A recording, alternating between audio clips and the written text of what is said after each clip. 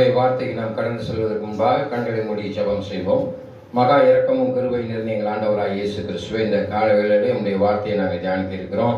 நாளிலே அடியான் மூலமாக பேச இருக்கிற தேவ வார்த்தை இங்கே அமர்ந்திருக்கிற ஒவ்வொரு பிள்ளைகளுக்கும் ஒரு மனமாற்றத்தை உண்டு பண்ணணும். ஆண்டவரே, சும்மா ஏனோ தானோ என்று அமர்ந்து கொண்டு வார்த்தையை கேட்டு செல்லாதபடி அவர்கள் ஒவ்வொரு நாளும் கிறிஸ்துவுக்குள் வளரும்படியாக இந்த வார்த்தை அமையும் என்று இயேசுவின் நாமத்தில் வேண்டுகிறேன். ஆமென். அல்லேலூயா. இந்த நாளிலே உங்களுடைய நாம மகிமைப்படுவதாக. இந்த நாளிலே பிரசங்கம் பண்ண இருக்க வார்த்தை, கிறிஸ்துவின் நமக்கு ஆசீர்வாதங்கள் வாக்களிக்கப்பட்டது. இயேசு கிறிஸ்துவில் நம்மளுக்கு ஆசீர்வாதங்கள் என்ன செய்யப்பட்டிருக்கிறான்? வாக்கு அளிக்கப்பட்டிருக்கிறது. ஆண்டவராய் இயேசு கிறிஸ்துவனுடைய வார்த்தை நம்மளுக்கு கொடுக்கப்பட்டு, உன்னை ரட்சிப்பதற்கு உன்னை தப்பிவதற்கும் நான் உன்னுடனே இருக்கிறேன் என்று சொல்லியிருக்கிறார். உன்னை ரட்சிப்பதற்காகவும் உன்னை தப்பிவிப்பதற்காகவும் நான் உன்னுடனே இருக்கிறேன் என்று எரேமியாவின் புத்தகம் 15:20 சொல்லியிருக்குது. அதை வாசிங்க, அதை முழுமையாக நாம் வாசிப்போம். எரேமியாவின் புத்தகம் 15ஆம் அதிகாரம் 20ஆம் வசனத்தில் சொல்லியிருக்குது. அல்லேலூயா. உன்னை இந்த ஜனத்துக்கு எதிரே அரணான வெண்கல அகலமாக்குவேன். அவர்கள் உனக்கு விரோதமாக யுத்தம் பண்ணுவார்கள், ஆனாலும் உன்னை மேற்கொள்ள மாட்டார்கள். உன்னை ரட்சிப்பதற்காகவும், பாத்தீங்களா, உன்னை ரட்சிப்பதற்காகவும் உன்னை தப்புவிப்பதற்காகவும் நான் உன்னுடனே இருக்கிறேன் என்று கர்த்தர். நான் உன்னுடனே இருக்கிறேன் என்று கர்த்தர் சொல்கிறார். நான் உன்னை ரட்சிப்பதற்காகவும் உன்னை தப்புவிப்பதற்காகவும் நான் உன்னுடனே இருக்கிறேன் என்று சொல்லப்பட்டிருக்கிறது. அன்பான தேவர்கள், இந்த 3 காரியங்கள் என்னவென்றீங்கன்னா, நான் உன்னை ரட்சிப்பதற்காக. இந்த யோவான் 3ஆம் அதிகாரம் 17ஆம் வசனத்தை வாசித்து பாருங்களேன். யோவான் 3ஆம் அதிகாரம் 17ஆம் வசனத்தை இந்த காரியம் சொல்ல, உன்னை ரட்சிப்பதற்காக இயேசு கிறிஸ்து இந்த உலகத்தில் இருக்கிற மனிதனை ரட்சிக்கும்படியாக வந்தார் என்று அங்கே சொல்லப்பட்டிருக்கிறது. பிதாவானவர் தன்னுடைய ஒரே பேரான உலகத்தை ஆக்கிலுக்குள்ளாக தீர்க்கும்படி தேவன் தன்னுடைய குமாரனை உலகத்தில் அனுப்பாமல் அவராலே உலகம் ரட்சிக்கப்படுவதற்காகவே அவரை என்ன செய்திருக்கிறாரு? அனுப்பினார். உன்னை ரட்சிப்பதற்காகவே இயேசு கிறிஸ்து என்ன செஞ்சாரு? இந்த உலகத்திற்கு மனிதனாக அவதரித்தார். உலகம் என்பது மனிதனை குறிக்கக்கூடிய ஒரு காரியம். உலகத்துல யார் வாழ்றாங்க? உலகம் சும்மாவா இருக்கு, அதுல மனுஷன் இருக்கிறான். அவனை ரட்சிப்பதற்காக தான் இயேசு இங்க வந்தார் என்று சொல்லியிருக்குது. அல்லையா? என்ன சொல்லியிருக்கு? உன்னை ரட்சிப்பதற்காகவே இந்த உலகத்திற்கு இயேசு வந்தார். உன்னை தப்பிப்பதற்காகவே. எதிலிருந்து தப்பிப்பதற்காக? இந்த உலகத்துல மனுஷன் பிசாசினால் வஞ்சிக்கப்பட்டான். ஆதாமுடைய கீழ்ப்படியாமை என்ன செய்தது? தொடர்ந்து மனிதனை பிடித்துக் கொண்டிருக்கிறது. அதனால பாவம் நிறைந்து மனிதன் பாவத்திலே காணப்பட்ட பொழுது பிதாவுக்கும் மனிதனுக்கும் ஒரு பெரிய இடைவெளி, கிட்டத்தட்ட 400 வருடங்களுக்கு முன்பாக ஒரு இடைவெளி காணப்பட்டது. அல்லேலூயா. அங்கே மனிதனை மீட்கும்படியாக, தப்பிப்பதற்காக, இருளின் ஆதிக்கத்தில் இருந்து, சாபத்தில் இருந்து, பாவத்தில் இருந்து மனிதனை மீட்கும்படியாக இயேசு கிறிஸ்து வந்தார் என்று பார்க்கிறோம். 3:16 யோவான் 3ஆம் அதிகாரம். தேவன் தன்னுடைய ஒரே பேரான குமாரனை விசுவாசிக்கிறவன் எவனோ அவன் கெட்டுப்போகாமல் நித்திய ஜீவனை அடையும்படிக்கு அவரை தந்தருளி இவ்வளவாய் உலகத்தில் அன்பு கூர்ந்தார். ஒருத்தனும் கெட்டு போகக்கூடாது. அங்கதான் சொல்லிப்பது, கெட்டு போகாம இருக்கணும்னா தப்பிவிப்பதற்காக, பாவத்திலிருந்து அவனை மீட்கும்படியாக, சாபத்திலிருந்து அவனை மீட்கும்படியாக, தப்பிவிப்பதற்காக. எதிலிருந்து தப்பிவிப்பதற்காக? ஆக்கினி கடலில் இருந்து தப்பிவிப்பதற்காக. ஆக்கினிக்குள் தீர்க்காதபடி அங்கே பிதாவானவர் மனுஷனை மீட்கும்படியாக வந்தார் என்று சொல்லப்பட்டிருக்கிறது. இருளின் ஆதிக்கத்திலிருந்து, சாபத்திலிருந்து, பாவத்திலிருந்து, துர்சிந்தனையில் இருந்து மனிதனை மீட்கும்படியாக வந்தார் என்று பார்க்கிறோம். நான் உன்னுடனே இருக்கிறேன். அல்லேலூயா. நான் உன்னுடனே இருக்கிறேன் என்று அங்கே சொல்லப்பட்டிருக்கிறது. இயேசு எப்பொழுதும் அங்கே இருக்கிறார். அவர் மரித்து உயிர்த்த பொழுது அவர் சொல்றாரு, நான் உங்களுக்கு ஒரு தேற்றவாளனை விட்டு செல்கிறேன். அந்த தேற்றவாளன் உங்களுக்கு அறிவாக, எண்ணமாக, உயிராக, நடத்துபவராக இருந்து செயல்படுவார். ஆமென். யாருன்னு பார்த்தீங்கன்னா அந்த பரிசுத்த ஆவியானவர். அல்லது அந்த வேதம் சொல்லுது. என்ன சொல்லுது? நான் உங்களுக்கு ஒரு தேற்றவாளன், மறுபடியும் வந்து நான் உங்களை அழைத்து செல்வேன். I will come again. வருத்தப்பட்டு பாரம் சுமப்பவர்களே எல்லோரும் என்னிடத்துல வாருங்கள். அல்லேலூயா. அப்ப நான் உன்னுடனே இருக்கிறேன் என்று சொல்லி நான் பாடணும் பார்த்தீங்கன்னா, நான் உன்னை விட்டு விலகுவதும் இல்லை, நான் உன்னை கை விடுவதுமே இல்லை. அன்றைய நாளிலே கோலியாத்தை எதிர்த்து நின்ற அந்த தாவீதை கைவிடாத தெய்வம் சிறிய கவன் கற்களை வைத்து அவனை வீழ்த்தினார் என்று பார்க்கிறோம். ஆண்டவர் உன்னோடு இருப்பாரனால் எவ்வளவு பெரிய பிரச்சனை வந்தாலும், மழை போன்ற பிரச்சனை வந்தாலும், அங்கே வேதம் சொல்லுது, அந்த மலையை பார்த்து பெயர்ந்து போ என்று சொன்னால், கடுகளவு விசுவாசம் உனக்கு இருந்துச்சுன்னா இந்த மலையை பார்த்து பயந்து சமுத்திரத்துல போய் விழுனா அது என்ன செய்யுமா? தள்ளுண்டு படும். அல்லேலூயா. உன் வாழ்க்கையில அவர் உன்னோடு இருக்கிறார் என்பதை நீ என்ன செய்யணும்? ஒவ்வொரு நாளும் சோதித்து பார்க்கணும். கிறிஸ்துவில் நமக்கு ஆசீர்வாதங்கள் வாக்களிக்கப்பட்டிருக்கிறது. இயேசு கிறிஸ்துவை நீ சொந்த இரட்சகராய் ஏற்றுக்கொள்ளும் பொழுது நீ யாருடைய புத்திரர் என்று அழைக்கப்படுவாய்? தேவனுடைய புத்திரர் என்று அழைக்கப்படுவீர்கள் என்று வேதம் சொல்லுது. யாரெல்லாம் இயேசு கிறிஸ்துவை சொந்த இரட்சகராக ஏற்றுக்கொள்ள அவரெல்லாம் தேவனுடைய புத்திரர் என்று அழைக்கப்படுவீர்கள் என்று வேதம் சொல்லியிருக்குது. அல்லேலூயா. அது மிகப்பெரிய ஆசீர்வாதம். நாம் தேவனுடைய பிள்ளைகளாக, அவருடைய வாரிசாக, அவருடைய சந்ததியாக இருக்கிறதற்கு நாம் கொடுத்து வைத்திருக்க வேண்டும். இந்த உலகத்திலே யாரெல்லாம் இயேசுவை ஏற்றுக்கொண்டு இருக்கிறீர்களோ அவர்களாம் யாருடைய பிள்ளைகள்? தேவனுடைய பிள்ளைகள். அப்போ உனக்கு சொத்து எங்க இருக்கு? பரலோக ராஜ்யத்தில் இருக்கு. நீ இயேசுவை ஏற்றுக்கொண்டால் நீ பரலோக ராஜ்யத்தை சுதந்திரித்துக் கொள்ள முடியும், அந்த ஆசீர்வாதத்தை பெற்றுக்கொள்ள முடியும். என்னென்ன ஆசீர்வாதம்? அழியாமை என்னும் வாழ்வை பெற்றுக்கொள்ள முடியும், நித்திய ஜீவனை பெற்றுக்கொள்ள முடியும், ஜீவ கிரீடத்தை பெற்றுக்கொள்ள முடியும். வேற என்ன இருக்குது? ஜீவ கிரீடத்தை பெற்றுக்கொள்ள முடியும், வெண்ணாடை தரிக்கப்படும். அல்லேலூயா. வேற என்ன கொடுக்கப்படுவாரு? ஜீவ தண்ணீரை நீங்கள் பருவீர்கள். ஒருத்தர் கூட சொல்ல மாட்டேன்றீங்க. எத்தனையோ காரியங்கள் அங்கே உனக்காக வைக்கப்பட்டிருக்கிற ஆசீர்வாதம், அங்கே தேவனிடத்தில் நெருங்கி சேரும் ஆசீர்வாதம். ரோமர் தேவனிடத்தில் எவ்வளவு நெருங்கி சேர்றீங்களோ அவ்வளவு உங்களுக்கு ஆசீர்வாதம். ஆமென். மனுஷனால நம்மளுக்கு தேவனிடத்தில் நெருங்கி சேர விடாதபடி இன்னைக்கு உலகத்துல அநேக போராட்டம் வரும். அதெல்லாம் நம்ம மேற்கொள்ளணும். ரோமர் புத்தகம் 1ஆம் அதிகாரம் 8ஆம் வசனத்தை வாசி பாருங்க. ரோமர் புத்தகம் 1ஆம் அதிகாரம் 8வது வசனம் வாசிங்க. தேவனிடம் நெருங்கி சேரும் ஆசீர்வாதம். அல்லேலூயா.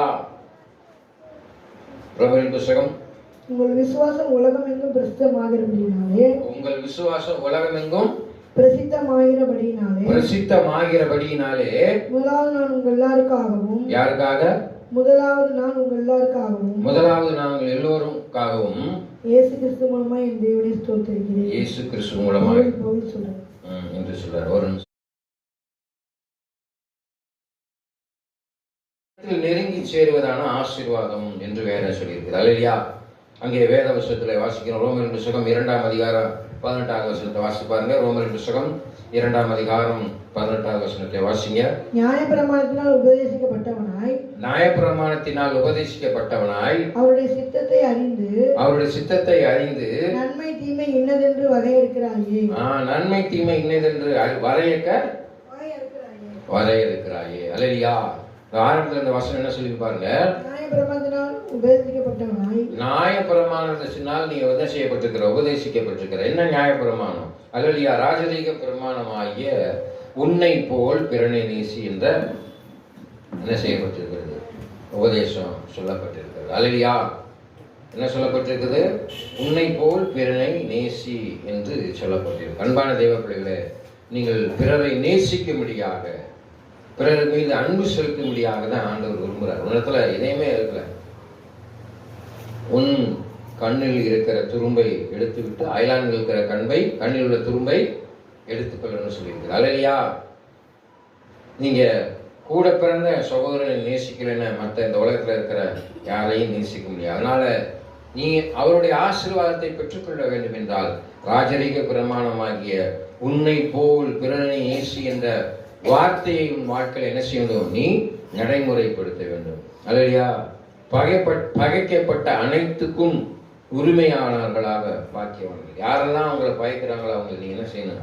நேசிக்கணும்னு சொல்லியிருக்கு. அவருக்காக ஜெபம் பண்ண வேண்டும் என்று சொல்லியிருக்கு. அல்லேலூயா. அங்கே பார்க்கிறோம். கொலோசியர் புத்தகம் 1ஆம் அதிகாரம் 13வது வசனத்தை வாசிங்க. கொலோசியர் புத்தகம் 1ஆம் அதிகாரம் 13ஆம் அதிகாரம் வாசிங்க. அல்லேலூயா. இருளின் அதிகாரத்தில் நின்று இருளின் அதிகாரத்தில் இருந்து நம்மை விடுதலையாக்கி தமது அன்பின் குமாரனுடைய ராஜ்யத்திற்கு தமது அன்பின் குமாரனுடைய ராஜ்யத்திற்கு உட்படுத்தினமாய் இருக்கிற பிதாவை ஸ்தோத்திரிக்கிறோம். பாத்தீங்களா, இருளின் ஆதிக்கத்திலிருந்து உன்னை எடுத்து வெளியே கொண்டு வந்திருக்கிறார்.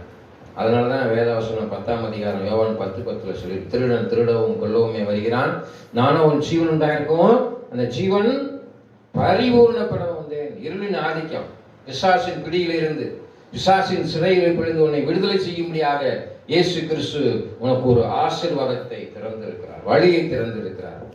நானே வழியாக இருக்கிறேன், நானே சத்தியமாக இருக்கிறேன், என்னை அல்லாமல் ஒருவனும் தேவ ராஜ்யத்திற்கு வர முடியாது என்று சொல்லியிருக்கிறார். அந்த ஆசீர்வாதத்தை உனக்கு எனக்கும் கிறிஸ்து வைத்திருக்கிறார் என்று சொல்லப்பட்டிருக்கு. அதே பாருங்க, அனைத்து ஒன்றாக்கப்பட்ட ஆசீர்வாதம், எல்லாமே ஒன்றாகப்பட்ட ஆசீர்வாதம். அதே புத்தகம் கொலோசியர் புத்தகம் 1:17 வாசிக்கலாம். 1:17 சொல்லப்பட்டிருக்கிற வாசிங்க. 1:17. அல்லேலூயா. அவர் எல்லாவற்றிற்கும் முந்தினவர், அவர் எல்லாவற்றிற்கும் முந்தினவர், எல்லாம் அவருக்குள் நிலை நிற்கிறது. பார்த்தீங்களா, எல்லாமே அவருக்குள் நிலை நிற்கிறது. அவர் எல்லாவற்றிற்கும் முந்தினவர். யார்? இயேசு எல்லாவற்றிற்கும் முந்தினவர். ஆதியும் அந்தவுமாக இருக்கிறார், தொடக்கம் முடிவுமாக இருக்கிறார், ஆல்பாவும் ஒமேகமாக இருக்கிறார். எல்லாவற்றும் அவருக்குள்ள என்ன இருக்குது? நிலை நிற்கிறது. இயேசு இல்லாம ஒன்றும் செய்ய முடியாதுன்னு சொல்லி வேதம் சொல்லு, நான் சொல்லல. அல்லேலூயா. எப்படி நிலை நிற்கிறது? நான் அடிக்கடி உங்களிடத்துல சொல்லுகிற ஒரு காரியம், கலாத்தியர் 2:20, கிறிஸ்துவுடனே சிலுவையிலே அறையப்பட்டேன், ஆயினும் பிழைத்திருக்கிறேன், இனி நான் அல்ல, கிறிஸ்துவே எனக்குள் பிழைத்திருக்கிறார், இப்பொழுது நான் மாமிசத்தை பிழைத்திருப்பது எனக்காக தம்மை தாமே. பார்த்தீங்களா, இந்த இடத்துல சொல்லியிருக்கு, எனக்காக தம்மை தாமே. எல்லாமே அவருக்குள்ளதான் இருக்குது. ஒப்பு கொடுத்த தேவனை குமாரனை பற்றியான விசுவாசத்திலே. அப்ப நீ எல்லாத்தையும் இயேசுவோடு சேர்ந்து, என்னுடைய பாவம் அடிக்கப்பட்டது, இயேசுவோடு நான் சேர்ந்து உயிர் தெழுந்தேன், இயேசுவோடு சேர்ந்து என் பாவம் முற்றுமர கழுவப்பட்டது, இயேசு எனக்காக ரத்தம் சிந்தினார், என் பாவம் அவருடைய ரத்தத்தினால் கழுவப்பட்டது, அவர் மரித்து உயிர்த்தார், நானும் என்னுடைய பாவத்திலிருந்து மரித்து உயிர்த்தேன் என்று நீ இப்பொழுது மாமிசத்தோடு உயிரோடு இருக்கிற நீ விசுவாசிப்பாயானால், கடைசி இந்த வார்த்தை சொல்லியிருப்பா, எல்லாம் அவருக்குள் இருக்கிறது. எல்லாம் யாருக்குள்ள இருக்கு? இயேசுக்குள்ள இருக்குது. அந்த இயேசுவை நீ ஏற்றுக்கொள்ளும் பொழுதுதான் அந்த ஆசீர்வாதத்தை, எந்த ஆசீர்வாதத்தை? என்னை அல்லாமல் ஒருவனும் பிதாவிடத்தில் வரான். நீ தேவ ராஜ்யத்துக்கு போகணும், பிதாவிடத்துல போகணும், அழியாத வாழ்வை பெற வேண்டும் என்றால் இயேசுதான் உனக்கு வழியாக இருக்கிறார். அல்லேலூயா, ஆமென். இயேசு இல்லாம ஒண்ணுமே செய்ய முடியாது. இங்கே உங்க அம்மாவோ உங்க அப்பாவோ உங்களை கூட்டிட்டு போக முடியாது, நானோ உங்களை கூட்டிட்டு போக முடியாது. இயேசு உங்களுக்குள்ள இருப்பானால் எல்லா ரகசியமும் யாருக்குள்ள இருக்குது? இயேசுக்குள்ள இருக்குது. அதான் அங்க சொல்லு, எல்லாம் அவருக்குள் உள்ளது. அனைத்து கிறிஸ்துவுக்குள் என்ன செய்யுமா? கூட்டப்படும் ஆசீர்வாதம். எல்லாமே கிறிஸ்துவுக்குள்ள கூட்டப்படுகிற ஒரு ஆசீர்வாதம். எபேசியர் புத்தகம் 1ஆம் அதிகாரம் 9:10 சொல்லியிருக்கு, அனைத்தும் கிறிஸ்துவுக்குள் கூட்டப்படும் ஆசீர்வாதம். காலங்கள் நிறைவேறும் போது, என்ன நிறைவேறும் போது? காலங்கள் நிறைவேறும் போது விளங்கும் நியமத்தின்படி பரலோகத்தில் இருக்கிறவைகளும் பூலோகத்தில் இருக்கிறவைகளும் ஆகிய சகலமும் கிறிஸ்துவுக்குள்ளே கூட்டப்பட வேண்டும். பார்த்தீங்களா, கிறிஸ்துவுக்குள்ளே கூட்டப்பட வேண்டும் என்று தமக்குள் தீர்மானித்திருந்த தம்முடைய தயவுள்ள சித்தத்தின் ரகசியத்தை எங்களுக்கு அறிவித்தார். தம்முள்ள தயவுள்ள சித்தத்தின் ரகசியத்தை என்ன செய்தாரு? உங்களுக்கு இப்ப அறிவிச்சுக்கிட்டு இருக்காரு இந்த ரகசியத்தை. அதோட என்ன ரகசியம்? அழிவில்லாத வாழ்வை நீ பெற வேண்டும் என்றால், ஒருவன் ஜலத்தினாலும் ஆவியினாலும் பிறவாவிட்டால் தேவராஜ்யத்திலே பிரவேசிக்க முடியாது என்ற ரகசியத்தை அவர் உங்களுக்கு அளித்திருக்கிறார். எனக்கு பின்பாக வருகிறவர் அக்கினினாலும் அபிஷேகத்தினாலும் உங்களை முழுக்கு ஞானஸ்நானம் அபிஷேகம் பண்ணுவார். அல்லேலூயா. சிலுவையை வென்றெடுத்தார், சிலுவையை சாத்தானை வென்றெடுத்தார் என்று பார்க்கிறோம். எல்லாம் கூட்டப்பட்டது ஒரே இடத்துல. எந்த இடத்துல? சிலுவையில எல்லாம் கூட்டப்பட்டு முடித்தாயிற்று என்று வேதம் சொல்லியிருக்குது. அதே மாதிரி அங்கே சொல்லியிருக்கேன், ஞானம் அறிவு என்பவைகளை பொக்கிஷமான ஆசீர்வாதமா தரார். நம்ம பழைய ஏற்பாடுல வாசிக்கிறோம், சங்கீத புத்தகம் 110ஆம் அதிகாரம் என்று நினைக்கிறேன். கர்த்தருக்கு பயப்படுதலே ஞானத்தின் ஆரம்பம் என்று சொல்லி இருக்குது. அப்ப கர்த்தருக்கு பயந்தாதான் உனக்கு ஞானம் கிடைக்கும். இந்த உலகத்துல ஞானமாய் வாழ வேண்டும். அறிவை நீ அறிந்து கொள்ளலாம். அல்லையா? 3 காரியம் சொல்லப்பட்டிருக்கிறது. என்ன சொல்லப்பட்டிருக்கிறது? Intelligence, cleverness, wisdom. அறிவு, தமிழ் என்னன்னு சொல்லுது? விஸ்டம்னா ஞானம். அப்புறம் இன்டெலிஜென்சிக்கு என்னன்னு தெரியல. அல்லையா? அறிவு என்பது நீ என்ன செய்யலாம்? புத்தகத்தை படித்து நீ பெற்றுக்கொள்ளலாம் அறிவு. இன்டெலிஜென்சி சூழ்நிலைகளை தகுந்த மாதிரி புத்திசாலித்தனம். இன்டெலிஜென்சி என்பது புத்திசாலித்தனம், நீ பெற்றுக்கொள்ளலாம். ஆனால் ஞானம் என்பது கர்த்தரிடத்திலிருந்து தான் நீ பெற்றுக்கொள்ள முடியும். அப்ப கர்த்தருக்கு பயந்து நீ நடப்பாயானால் ஞானத்தை பெற்று இந்த உலகத்துல ஞானமாக வாழ முடியும் என்று வேதம் சொல்லியிருக்குது. அல்லையா? அதான் சொல்லியிருக்கு, கர்த்தருக்கு பயப்படுதலே ஞானத்தின் ஆரம்பம். கொலோசியர் புத்தகம் 2ஆம் அதிகாரம் 2ஆம் வசனத்தை வாசித்து பார்த்தீங்கன்னா அதுல சொல் ஞானம், அறிவு என்பவைகளாகிய பொக்கிஷங்களின் ஆசீர்வாதம். இதுதான் ஆசீர்வாதம். அல்லையா? பொக்கிஷங்களின் ஆசீர்வாதம். அவருடைய இருதயங்கள் தேற்றப்பட்டு அவர்கள் அன்பினால் இணைக்கப்பட்டு பிதாவாகிய தேவனுக்கும் கிறிஸ்துவுக்கும் உரிய ரகசியத்தை அறிந்து கொள்ளுகிற உணர்வின் பூரண நித்தியத்தினுடைய எல்லா ஐஸ்வர்யத்திற்கும் எல்லா விதமான ஐஸ்வர்யத்திற்கும் உரியவர்களாக வேண்டும் என்று இப்படி உரியவர்களா எல்லா விதமான பூரணத்தின் ஐஸ்வர்யத்தை அறிய வேண்டும் என்று அது சொல்றாரு. அறியணும்னு என்ன இருக்கணும்? அறிவு கெட்டாத அந்த அன்பை அறிந்து கொள்ள வேண்டும் என்று சொல்லியிருக்கு. அதுதான் அங்க சொல்லியிருக்கு. அறிவு, ஞானம், நீள அகல ஆழம் என்ன என்பதை அறிந்து கொள்ளும்படியாக எப்படி இருக்கணும்? பரிசுத்தவான்களாய் கூடி நிலை பெற்றவர்களாய் அறிவு கெட்டாத அந்த அன்பை அறிந்து கொள்ளும்படியாக போயிடுவார். அறிந்து கொள்ளும்படியாக இருக்க வேண்டும் என்று வேதம் சொல்லுது. அல்லையா? கிறிஸ்துவின் உருக்கமான அன்பு பாத்திரனானவர்களாக இருக்கணும். கிறிஸ்துவினுடைய உருக்கமான அன்புக்கு பாத்திரராக இருக்க வேண்டும். அதை பிலிப்பியர் புத்தகம் 1ஆம் அதிகாரம் 8ஆம் வசனத்தில் சொல்லி, பிலிப்பியர் புத்தகம் 1ஆம் அதிகாரம் 8ஆம் வசனம். பிலிப்பியர் புத்தகம் 1ஆம் அதிகாரம் உருக்கமான அன்பிலே, இயேசு கிறிஸ்துவின் உருக்கமான அன்பிலே. பாத்தீங்களா? யாருடைய ஒழுக்கம் இருக்கணும்? உருக்கமான அன்பிலே. உருக்கமான அன்பு. இயேசு கிறிஸ்துவினுடைய உருக்கமான அன்பு இருக்கணும் உங்களுக்குள்ள. உங்க எல்லார் மேலும் எவ்வளவோ வாஞ்சியா இருக்கிறேன் என்பதற்கு தேவனே எனக்கு சாட்சி. என்பதற்கு யார் சாட்சி? தேவனே சாட்சி. அல்லேலூயா. ஆரம்பத்துல இந்த வசனத்துல என்ன சொல்லி இருக்குது? இயேசு கிறிஸ்துவின் உருக்கமான அன்பிலே, இயேசு கிறிஸ்துவின் உருக்கமான அன்பிலே உங்கள் எல்லோர் மேலும் எவ்வளவு வாஞ்சியா இருக்கிறேன் என்பதற்கு தேவனே எனக்கு சாட்சி. அப்ப எவ்வளவு வாஞ்சியா இருக்கிறேன்னு தேவன் சாட்சியா இருக்கிறார். இயேசு கிறிஸ்துவின் உருக்கமான அன்பு உனக்குள்ள இருக்கணும். அல்லேலூயா. அப்பதான் பிதாவானவர் மேல வாஞ்சியா இருப்பார். என்ன வாஞ்சியா இருப்பார்? நீ இயேசுவை சொந்த இரட்சகராக ஏற்றுக்கொண்டு அவர் விட்டு சென்ற முன்மாதிரியை பின்பற்றி நடப்பாயானால் பரலோக ராஜ்யத்தை சுதந்திரிக்க முடியும். இயேசுவை போல நீ மன்னிக்கக்கூடிய சிந்தனை உடையவனாய் இருப்பாயானால் பரலோக ராஜ்யத்தை சுதந்திரித்துக் கொள்ள முடியும். கசப்பு இல்லாதவர்களாய், இருதய கடினம் இல்லாதவர்களாய், பொல்லாத சிந்தனை உடையவர்களாய் இல்லாதபடி இயேசுவை போல பொறுமையாக சாந்தமாக, அவர் அறைந்த போது சாந்தமாக இருந்தார், அவரை திட்டிய போது சாந்தமாக இருந்தார், அவரை உமிழ்ந்த போது அவர் சாந்தமாக பொறுமையாக இருந்தார். அல்லேலூயா. இயேசுவை போல நீங்க சாந்தமா இருக்கணும். படார் என்று நாம் கோபப்படுவோமானால் நிச்சயமாக தேவராஜ்யத்தை சுதந்திரித்துக் கொள்ள முடியாது. அல்லேலூயா. கோபம் கொண்டு காயின் யாரை கொலை செய்தான்? தன் சொந்த சகோதரனை பொறாமையினாலே ஆவியலை கொலை செய்தான் என்று பார்க்கிறோம். இன்னைக்கு அப்படித்தான் நடக்குது. சொத்து தகராறு நடக்குது. கோபப்பட்டுறான், அண்ணனை போய் வெட்டிடுறான், இல்லை தம்பி போய் வெட்டி விடுறார்கள். அல்லேலூயா. அது பாவத்துக்குள்ளாக மனிதனை தள்ளி விடுகிறது. ஒரு நாள் மன்னிக்கப்படாத ஒரு பாவம் கொலைபாதகம். அல்லேலூயா. ஒரு உயிரை கொள்வது நம்மளுக்கு அதிகாரமே கிடையாது. ஏன்னா உயிர் கர்த்தருடைய கரத்தில் இருக்கு. உயிரை எடுப்பதும் கொடுப்பதும் ஆண்டவருடைய கரத்தில் இருக்குது. ஆமா. அதனால் நம்ம என்ன செய்யக்கூடாது? கோபம் கொள்ளக்கூடாது. இயேசுவை போல இருக்க வேண்டும். கிறிஸ்து உனக்குள்ளாக இருக்கிறார் என்ற, நம்மில் வாழ்கிறார் என்ற ஆசீர்வாதம்.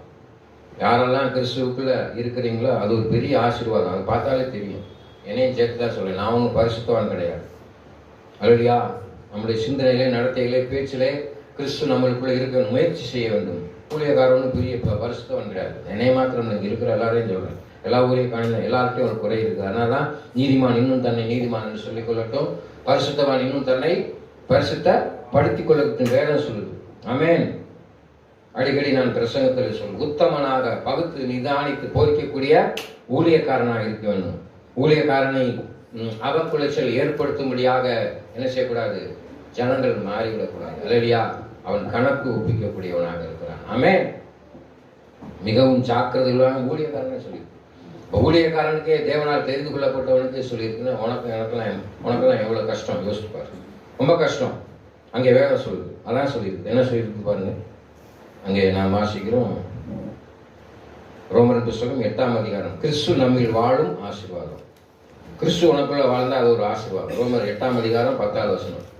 ரோமர் புஸ்தகம் 8ஆம் அதிகாரம் 10வது வசனத்தை வாசிங்க. மேலும் கிறிஸ்து உங்களில் இருந்தால் சரீரமானது, பாத்தீங்களா? மேலும் கிறிஸ்து உங்களில் இருந்தால் சரீரமானது பாவத்தின் நிமித்தம் மரித்ததாயும் ஆவியானது நீதியின் நிமித்தம் ஜீவனுள்ளதாயும் இருக்கும். நீதியின் நிமித்தம் ஜீவனுள்ளதாக இருக்கும். அல்லையா? அதனாலதான் வேதவசனம் சொல்லுது, ஆவி மாமிசத்துக்கு விரோதமாகவும் மாமிசம் ஆவிக்கு விரோதமாகவும் போராடும். உங்கள் அவயங்களை அசுத்தத்திற்கு ஒப்பு கொடுக்காமல் உங்கள் அவயங்களை பரிசுத்தத்துக்கு ஒப்பு கொடுக்கணும். அல்லையா? தீங்கு செய்ய விரைந்தோடும் கால்கள். என்ன தீங்கு?